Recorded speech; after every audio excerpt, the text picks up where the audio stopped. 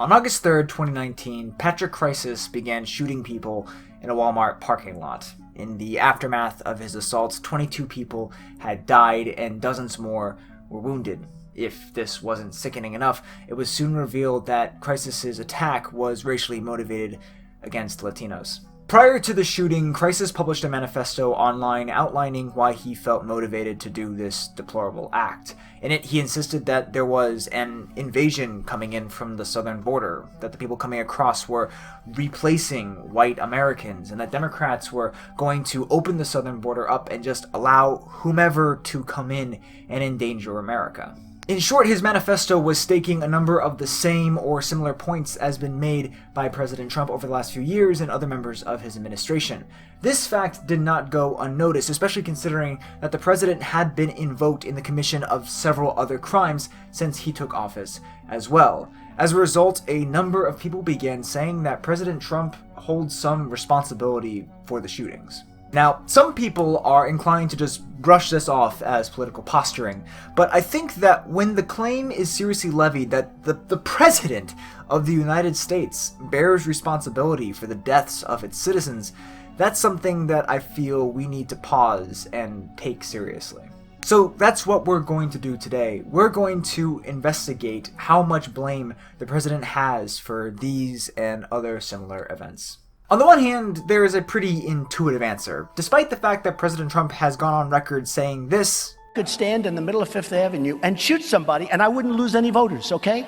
It's not like he's ever pulled the trigger. All he's done is speak. Well, speak and tweet. And even if his rhetoric is aggressive, it's not like words do anything, right? I mean, this gut feeling jives with something that many of us in the United States have either heard or have otherwise said throughout our entire lives. Sticks and stones may break my bones, but words will never hurt me. And if you're only conceiving words as simply sine waves propagated by the collision of air molecules, you're probably right. It would take something registering at roughly 180 decibels, a sound 8 times louder and 10,000 times more powerful than a jet engine, to cause physical damage. But words aren't just vibrations in the air, they're packages of concepts. Concepts that, when registered by our brain and incorporated into our mental constructions of reality, can have very real consequences. Research on the General Aggression Model, or GAM, originally advanced by doctors Craig Anderson and Nicholas Carnegie, suggests that when we come into contact with an aggressive prime, it activates a cascade of other related concepts in our brains. These concepts can come from our memories. Violent primes have been shown to increase the accessibility of past memories of violence in some individuals, and in the right, or I guess really wrong, conditions, the aggressive stimulus may be enough to prime or outright activate behavioral scripts. Behavioral script is kind of like a fancy academic jargony way of saying routine actions. As they write in a 2002 book chapter, for example, if the cognitive nodes for gun, kill, hurt, and harm are activated, the retaliation script will be strongly primed. Once primed, the script becomes a more likely tool interpreting an ambiguous situation, thereby increasing the likelihood of retaliation. And as with all kinds of learning, and consistent with the idea of the GAM, there's the fact that repetition increases the tendency for things to get included in the mental constructs that are activated, or, doing the activating. So if immigrants and invasion are repeatedly paired together, as they have often been by the president and people in his administration, then people are more likely to associate the terms immigrants not only with the word invasion and its negative consequences, but also with the associated behavioral scripts that are triggered in response to that sort of phrase. One seeing immigrants as less than human, as an other that needs to be combated. Research in the journal Aggressive Behavior demonstrated that individuals primed with images evoking anger, contempt, and disgust were more likely to have violent cognitions regarding an artificially constructed outgroup. They also exhibited more competitive, arguably more selfish impulses towards that outgroup than those who received a neutral prime. And we know that violent language can actually have a real-world effect, not just the kind of violent behavior that institutional review boards will sign off on, like blowing an air horn or wailing on a punching bag or something. Research by Dr. Nathan Calmo shows how politicians use aggressive language to encourage political participation. Using 2 nationally representative survey experiments, Calmo found that when presented with political advertisements using violent metaphors, the idea of fighting for you versus working for you, people were more likely to express an interest in voting. This effect was stronger for those who were more inclined towards aggression and those who believed that the system would be more responsive to their inputs, but the violent metaphors did actually motivate those who were also less violent and less inclined to believe that the system would respond to them. If only voting was the furthest these actions went, but it's not.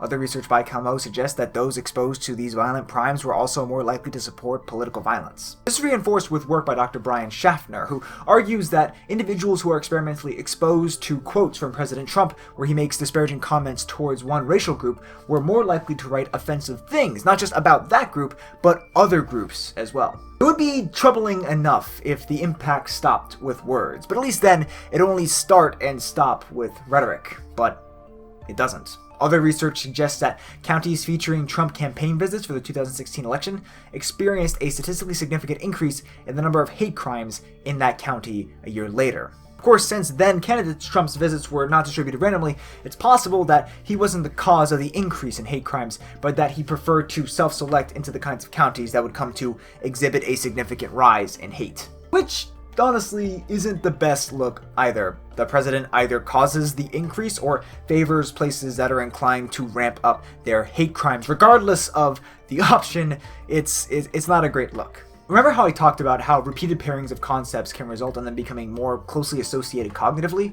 Well, that can be especially problematic when the concepts are insert outgroup here and less than human. Research into moral disengagement theory suggests that this dehumanization through language is part of a number of forces that allows people to rationalize away moral standards protecting the targeted group. In fact, it contorts moral standards such that it becomes good to subjugate the target group. This tendency is hypothesized to have led to a variety of violent travesties over time. The theory's main proponent, Dr. Arthur Bandura, proposes three broad loci for this transformation. The first is the behavioral locus, which works to transform bad actions into good through moral, social, and economic justifications, euphemistic language that devalues the other, and favorable comparisons that paint the actions as not really being all that bad, even if they are. The next is the agency locus, which displaces and diffuses responsibility over the deleterious action to help the perpetrators feel like it wasn't really their fault. And then there's the effect locus, which works by denying that the effects are really all that harmful while continuing to perpetrate them. As Bandura writes, conditions conducive to moral disengagement will not instantly transform considerate individuals into cruel ones. Rather, the personal change occurs through progressive disengagement of self-censure for acts of cruelty. Initially, individuals perform mildly harmful acts they can tolerate with some twinges of guilt. After their self-reproof has been diminished through repeated enactments, the level of ruthlessness increases until, eventually, acts they originally regarded as abhorrent can be performed with little anguish or self-censure. Indeed, we know that leader rhetoric catalyzed these processes in other cases, such as in Rwanda and with the Yugoslav Civil War. Moral disengagement theory doesn't work by saying this will happen, and then this will happen, and that, and this, and then next thing you know, it's genocide. That's not how it works. Instead, all the factors that I mentioned work in concert in complicated ways, often spurred on by structural forces in society. And we have such structural forces here, reinforcing and often furthering the damage caused by President Trump's rhetoric. And there are a lot of them. It can be seen in the resurgence of white supremacist groups and other hate groups that are found online, and the sophisticated recruiting techniques that they employ. They'll often point to the president's sympathetic rhetoric as a signal of legitimacy. They'll use his words, link them to racist ideas that already exist, and use it to sneak in reprehensible bull like replacement theory into the mainstream conversation. But in order for it to go mainstream, it has to find media outlets favorable towards that position. And it has, in the form of Fox News and other right-wing organizations. Research by Dr. Dana Young shows that a lot of the anti-immigrant rhetoric that was found in the manifesto of the El Paso shooter features prominently on Fox News, far more than any other mainstream cable news network. The only time that this wasn't the case is when the other networks were responding to the usage from Fox and from the president himself. Indeed, if you spend enough time watching the network as well as other popular far-right sources, you'll often see how it uses euphemistic, othering language all the time for, well, loads of people. immigrants, Democrats, African Americans, groups who have all seen increased aggression after Trump has taken office. But some of the most important aspects of moral disengagement, like the diffusal of blame and the use of comparisons, aren't solely performed by Fox. It's often done by other media outlets, even those that see themselves as being decidedly anti-Trump. The news often repeats the president's and others' words without really doing much to deconstruct them. Like, pundits will absolutely go to town on what he says, but reporters shy away from doing so out of a fear that they'll no longer be unbiased and objective. And this includes giving airtime and consequently credulity to many of the claims erected by members of the alt-right and their supporters in the administration. These news organizations take seriously, or at least frame them in a way that suggests they take seriously, claims like the Muslim ban was not intended to be religiously prejudicial, even though we have direct evidence that it was, or claims that the census's citizenship question was meant to improve election security, which even the courts took one look at that and said, nah, that explanation is too contrived. They take seriously in print the president's racist claims that Sweden is a hellscape due to immigration.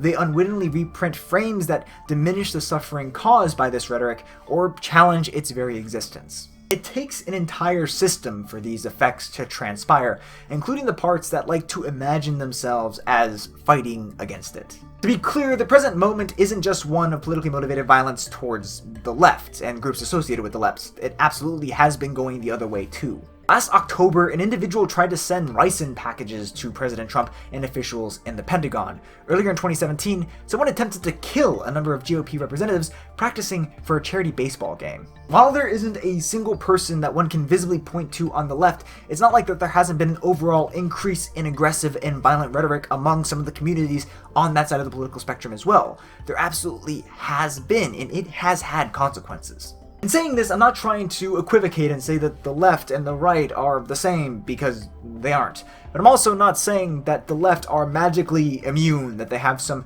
unique purchase on rectitude, that the reprobate right are too morally bankrupt to afford, and blah blah blah blah. It's just not the case. Being less bad does not make it good. It is still bad. It's right there in the description. But the fact that there are multiple parties at blame does not absolve any of them individually. And this applies to the president as well. I think a good way to think about his role in the increase in political violence is to make the analogy to climate change. It's often very difficult to pin down any individual hurricane, forest fire, or other natural disaster and say, this conclusively was caused by climate change. These things would have happened even if the Earth's climate wasn't drastically changing due to human activity. But we know that climate change leads to an increase of these instances. We know that we'd still have hurricanes without it, but now we have more of them, and more powerful ones. Hate crimes would have absolutely happened if Donald Trump had not become president, but the rise in such crimes and even less newsworthy forms of everyday violence, there's ample evidence to suggest that he and his words play a big part. No one is saying that the president pulled the trigger, at least no one who should be taken seriously is saying that, but he does seriously bear a great deal of responsibility. I'm curious to see what you guys think about all of this. What level of responsibility does President Trump hold in all of this? Is it more or less than other forces in society? What can we as ordinary people do about all of this? I'm curious to see what your thoughts about those questions are, thoughts that cropped up while watching this video, or suggestions for future topics. Always happy to see those down in the comment section as well. Actually, in the next video, we're going to be talking about the comments seen in this video as well as a number of the last few videos. So be sure to leave all your thoughts, all that stuff down in there below, because I'm looking forward to reading all of them and answering a few in the next video's office hours. I'd like to give a big thanks to Dr. Nathan Kalmo, whose research I cited in this video. He was a huge help in pointing me towards resources that helped me get started on thinking about this video. For those who are interested, he actually has a book coming out soon called With Ballots and Bullets, Partisanship and Violence in the American Civil War. For what it's worth, that book is actually pretty high on my personal to-read list. You can also follow him on Twitter at the handle that I'm going to be putting right about here. A huge thanks, as always, to those supporting Professor Politics on Patreon. I'd like to give a special shout out to research assistants Sam, Dealey, and Joel. Patrons get exclusive content, early content, and shout outs, so if you're able to help, you can do so by clicking the link down in the description or at the end card at the end of the video. I'd really appreciate it. Sources for everything is always be down in the doobly-doo, as well as links to the Facebook, Twitter, and the blog. Look forward to seeing you guys out there as well. If you enjoyed this video, hope you consider giving it a thumbs up. If you want to support the channel, you can do so by commenting down below, by sharing this video, and by subscribing to the channel, stay in the loop for more awesome social science content is uploaded. If you want to be guaranteed to be in the loop when I upload a new video, be sure to click the bell icon as well. As always, thank you guys so much for watching. I'll see you next time.